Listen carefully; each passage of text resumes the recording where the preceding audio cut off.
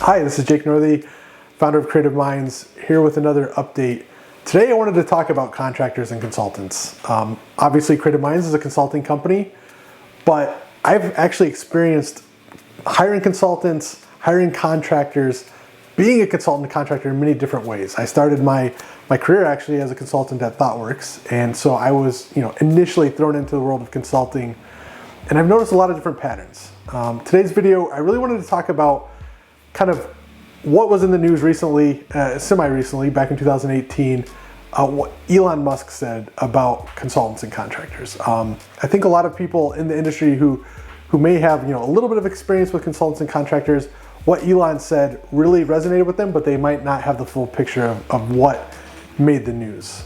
Back in 2018, Elon, obviously CEO of Tesla, famously said that any consultant, any contractor that was not personally vouched for by a full-time employee at Tesla would see that their access would be shut off from the company over the weekend. It was kind of big news. It was kind of a attack at the consulting industry in general. And I think that left a lot of people with the feeling of prefer employees to consultants, which I 100% agree. You've got to have great employees to build a company. But I think that the takeaway a lot of people had was more negative than it should be. And so I'm here today really just to kind of clarify what Elon did and what are the best practices around hiring and using consultants to get stuff done. So at that time, Elon didn't say, let's get rid of all the consultants at Tesla. He was really looking for what consultants are not being effective, right? What consultants are working for Tesla right now who are just billing time and materials and are not getting stuff done. We want to get them out and we want to make this company super efficient. At the time, they were not profitable. He wanted to get to profitability. And that was one of the key charges was, let's get the company profitable, let's get everybody aligned and make sure that everybody's delivering. So that's the first point that I want to make is that, well, not all consultants are equal, right? And everybody's probably gone to a mechanic or some other service provider individually in their personal life that maybe didn't meet their expectations, right? They've been to good ones, they've been to bad ones, right? And the same thing happens with consultants. Sometimes you get good ones, sometimes you get bad ones. So as a leader, how do you use consultants and contractors?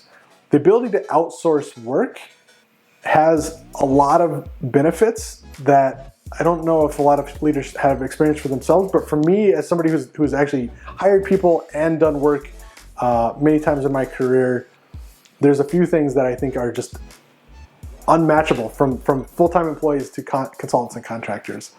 A couple of them are, one, when you bring in a consultant contractor, you bring in a level of expertise and experience that you might not already have in your company. You might be hiring a development firm like Creative Minds, and you're actually bringing somebody in who's done multiple projects, right? Learned a lot of things across the industry, and they can bring that knowledge into your company. Whereas your full-time employees, maybe the bulk of their experience has been at your company and they haven't experienced other things.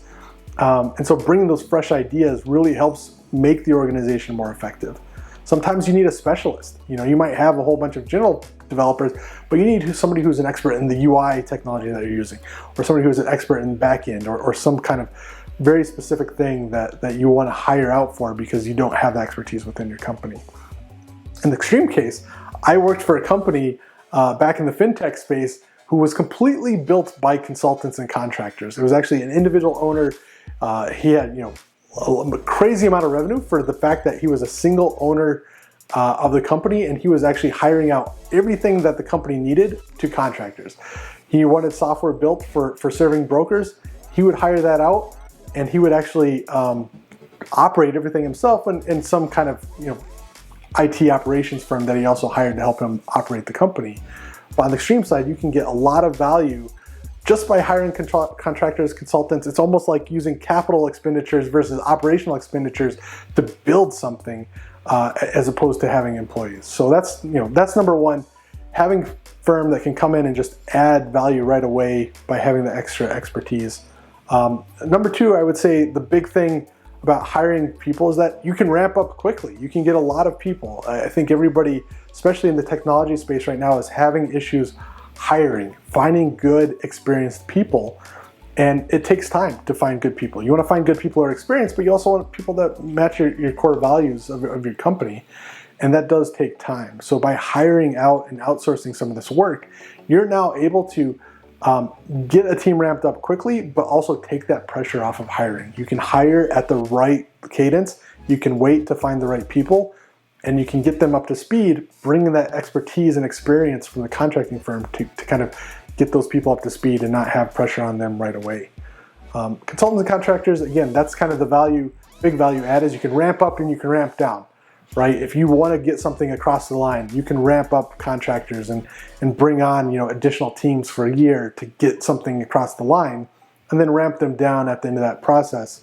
So when we're using contractors and consultants, I think the best way to address the work that needs to be done is identify one of two things. One is a very specific target, a project. What is something that they can do to improve our organization, get us closer to our goals? So having a project-based mindset is good. Or alternatively, there's a concept in software we call value streams, right? Creating a value stream, bringing on a group of consultants who are going to help you address a specific area and provide additional capacity ongoing to solve problems in the company. In that case, you're looking at maybe building integrations in your product, building additional functionality on top of an existing product that your existing teams don't have capacity to do. So what's another reason for using contractors and consultants?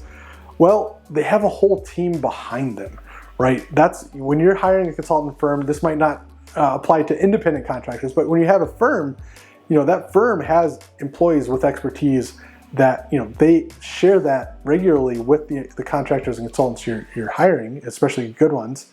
And so now if you've got somebody who maybe doesn't have the specific experience you need, they probably have backup within the organization that they can go to. They can go say, hey, I'm working on this problem for this client.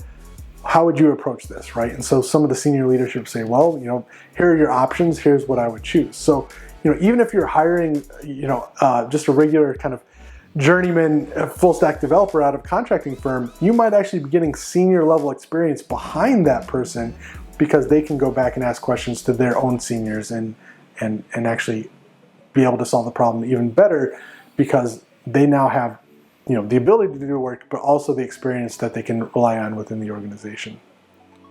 So all this said, full-time employees obviously are still very important for a company. You build your company on having great people.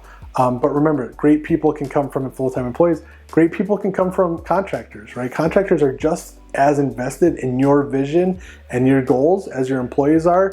And the good ones become part of your company and your culture. Thanks. That's it from Jake today. Appreciate everybody joining for this video. Looking forward to talking to you guys again.